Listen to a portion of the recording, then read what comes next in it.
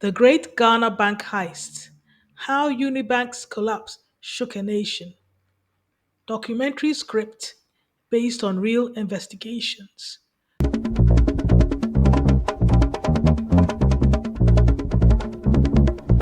Matter of the criminal charges belonged to some other person and were dishonestly appropriated by the accused persons, either together or as individuals.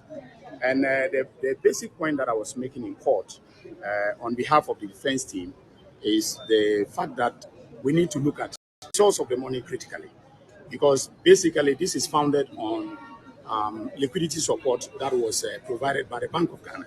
Sorry. And the liquidity support is described in the facts grounding the charges as if it still remained the property of the Bank of Ghana. But we all know that liquidity support granted to a bank is more or less a loan with interest that is to be paid for by the bank.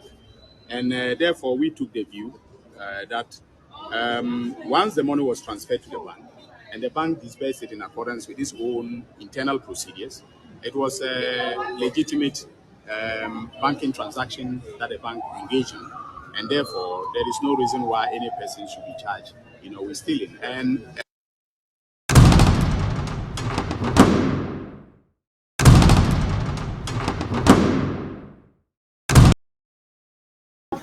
Ghana, 2018. The banking sector was a house of cards, and one bank's collapse could expose a fraud so audacious it would make Hollywood heists look tame. This is the story of Unibank, a financial institution that didn't just fail, it was looted from the inside. Act 1. The heist begins. Meet the players. Dr. Kwabena Duffuor, former finance minister, Bank of Ghana governor, and Unibank's founder, a man who knew the system because he helped build it. But by 2018, his bank was bleeding Ghana cedis 5.7 billion and the vault was empty. Where did the money go? Follow the trail.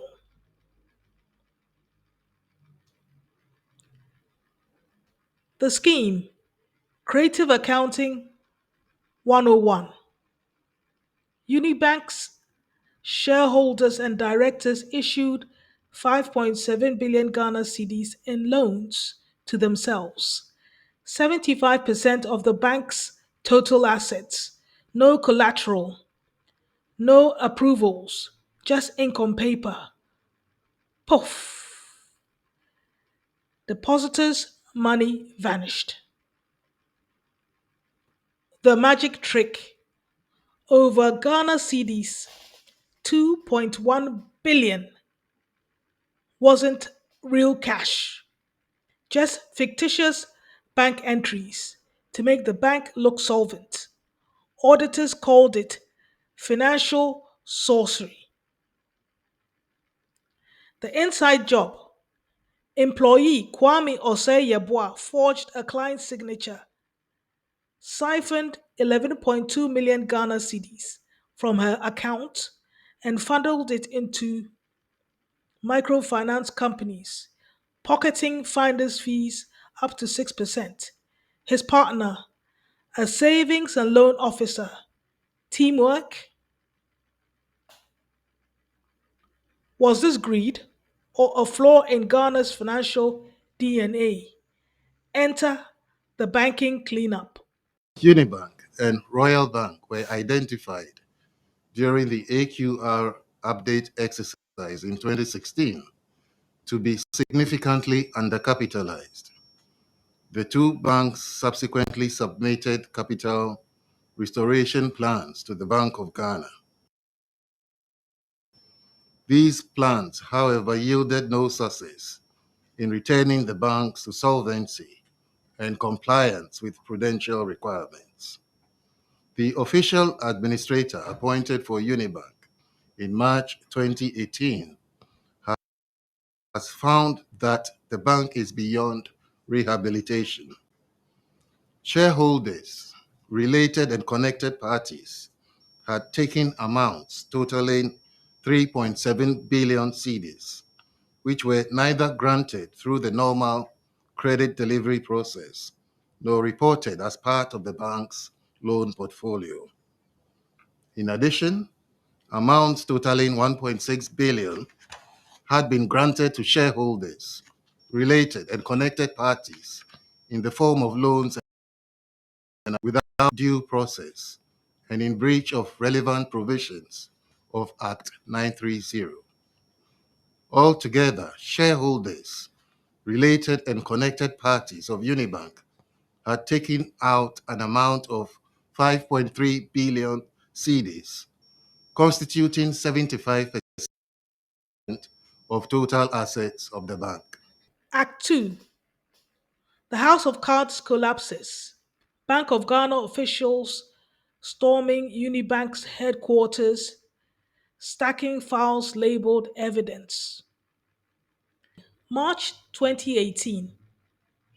Bank of Ghana revokes Unibank's license. Reason: severe insolvency, illegal transactions, and corporate governance failures. Translation: the bank was a shell. The domino effect. Unibank's collapse triggered Ghana's financial sector tsunami. 347 microfinance institutions, 15 saving and loans, and 23 banks would soon follow. 1.5 million depositors panicked. The Smoking Gun Report. Auditors found shareholders treated Unibank like a personal ATM. Ghana cedis 5.7 billion vanished, later revised to Ghana cedis 3.3 billion after excluding fake entries and securities fraud. But here's the twist: the thieves weren't shadowy hackers, they were suits in boardrooms and a low level clerk who mastered the art of forgery. Act 3. The Ghost Money Trail. Cash flowing from Unibank's vaults like luxury cars, mansions, and the microfinance accounts. How they hid the loot. The microfinance shuffle. Kwame Yeboah moved solely millions into five microfinance firms at 25 to 32% interest rates.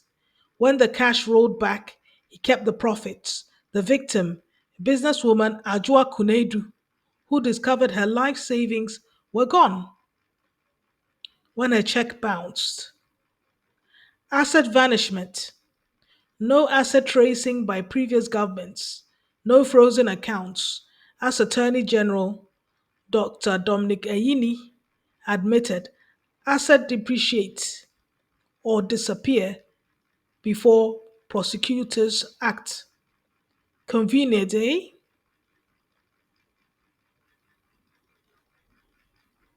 With no cash recovered and the accused walking free, Ghanaians demanded blood. What they got was a plea deal. Act 4. The Settlement Showdown.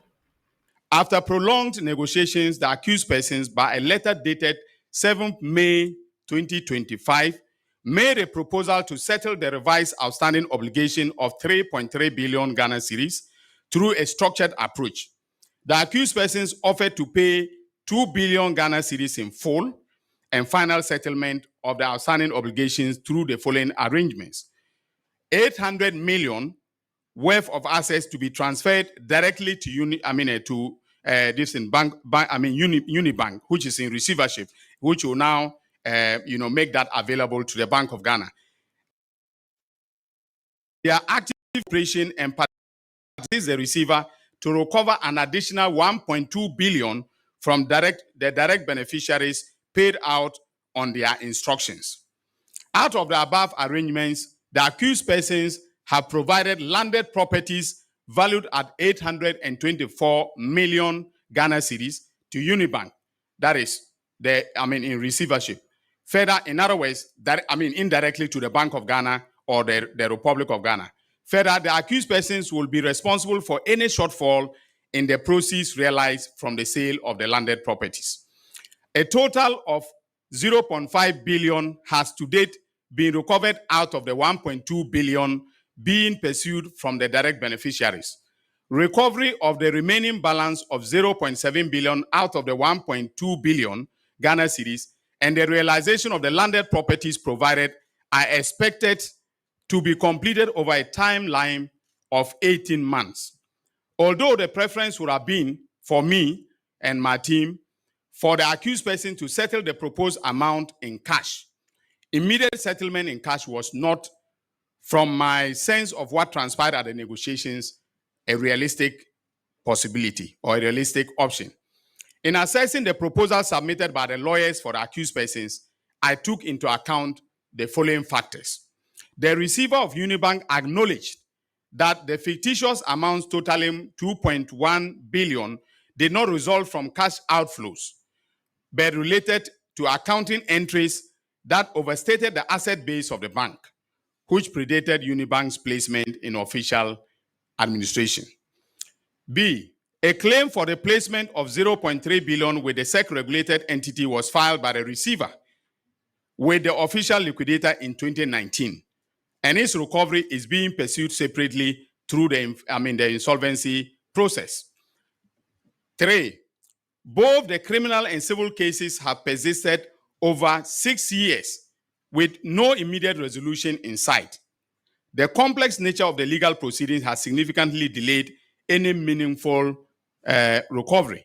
Now, come to think of it, those who instituted the criminal proceedings did not foresee the possibility down the line of recovering assets and never engage in any asset recovery process. They did not trace, to find out what assets were in the hands of third parties, including those who were in court. So while the criminal prosecution was intended to serve as a punitive and deterrent measure, it is through the civil process that actual recovery of funds is effectively pursued. The accused person's proposal fell within the receiver's mandate to maximize recoveries for Unibank in order to settle the bank's creditors, mainly Government of Ghana and some institutions. There is also a genuine risk that prolonged litigation could ultimately lower net recovery, especially when accounting for legal costs, procedural delays, the time value of money, and the potential dissipation or concealment of assets.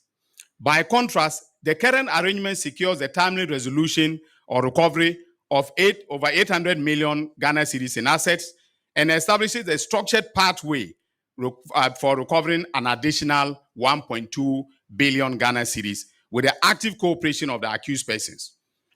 On the other hand, should the matter have continued in court, it would likely have faced prolonged delays, including multiple procedural applications, adjournments, and appeals.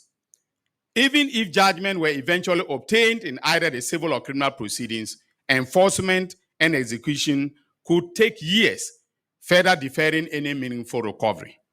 It is clear from the foregoing that I took a pragmatic, holistic approach by engaging the receiver and the accused persons to broker a resolution that settles both the criminal and civil dimensions of the case. This strategy recognizes that while criminal proceedings are punitive, the real economic value to the state lies in a non-conviction-based asset recovery approach. The controversial deal. The offer. Dr. Duffuor and 7 accused walk free. In return, the state recovers 60% of outstanding assets. The land worth Ghana cedis 824 million plus Ghana cedis 1.2 billion from third parties. AG's defense. Criminal trials take 6+ years. Assets vanish. We recovered more through settlements than courts. Ayini cited the Beige Bank case, We rejected Ghana cedis 10 million settlement. Now we get zero. Pragmatism or betrayal? Public outrage. Critics screamed, no jail time? What stops the next bank heist? The AG shot back. Would you rather punish people or get the money back? Ghana faced the brutal truth. Justice delayed is recovery denied. Final act. The aftermath. In a statement of claim cited by Joy News, Dr. Duffuor wants the High Court to order an injunction court restraining the Bank of Ghana from expropriating Unibank by its purported vesting of good assets and liabilities of Unibank in Consolidated Bank Ghana Limited and the revocation of the license of Unibank, unquote. He also wants a declaration that the license purportedly granted the Consolidated Bank, quote, was not granted in accordance with Act 930 and is null and void. Unibank's operating license was revoked in August 1, 2018, along with four other banks. It was merged into the Consolidated Bank Ghana Limited. The regulator explained that the consolidation of Unibank, Sovereign Bank, Royal Bank, the Beige Bank, and Construction Bank became inevitable following liquidity challenges and breach of regulations by some of the banks. The legacy.